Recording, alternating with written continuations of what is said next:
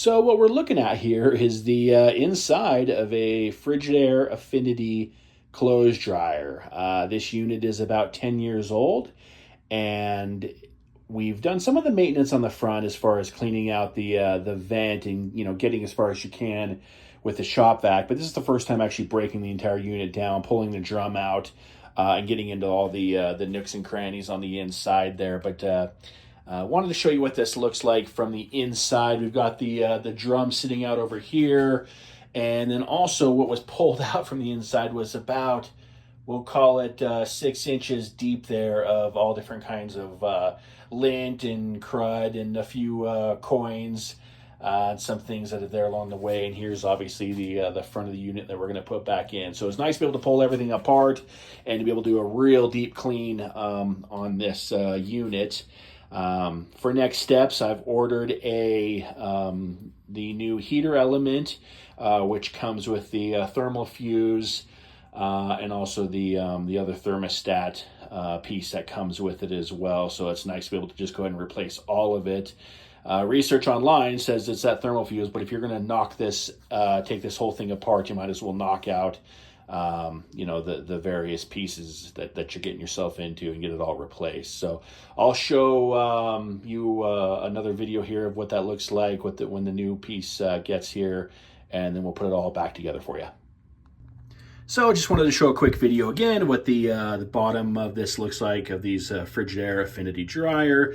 Again, that's where the heater element bracket is. Those are the lines that are going to be able to go in. There's the outlet that the heater element plug hooks into, I guess, screws into. And there's one screw at the bottom of that you'll see when it's all put back together. There's only 3 screws that hold that together. Obviously, the blower motor, and you're able to clean out the inside of that real nice. And then also wanted to show you too what the pulley system looks like that the drum sits on, and the band that's holding that drum around. That you're going to get that into. So again, not terribly difficult to pull this whole thing apart. It's just getting everything put together. Make sure you keep all your screws. You're looking at about 13 or so screws that all look the same, and then there's about 3 that are different. So it's not all that difficult. It's just keeping track of everything. You don't need power tools or anything at this point. Just a regular screwdriver. But again, once that heater element comes in, I will be showing you what that looks like and getting that hooked in. So the new heater element showed up, and I wanted to show you what the new versus the old one is looking like. So this is obviously the old one, 10 years old. You can see that the coils are all pretty cooked, as well as there's some broken coils there in the back as well. That's what the other side looks like. Then obviously versus the new, what brand new coils look like, the new heater element, and as well as it comes with the thermal limiter and the thermal fuse as well. I will leave a link in the comments about where I was able to get this product. And here's what it looks like with the new heater element in. All 3 sets of prongs are hooked up. It's actually going in quite easily. There's just the 1, 2, 3, and then there's the 3rd screw over there to go in. But it all lines up perfectly. In fact, it actually clips in better than the old one came out. Drum is back in. You want to make sure that when you're getting the drum in, that you get it over the idler pulleys there that are in the back. There's some play within them, so you're able to kind of move them back and forth and just wiggle it in with your hands. Okay, front bulkhead is in place. When putting it in, you'll notice on the back side that there's going to be a couple of pulleys that you want to make sure they're lined up with the drum.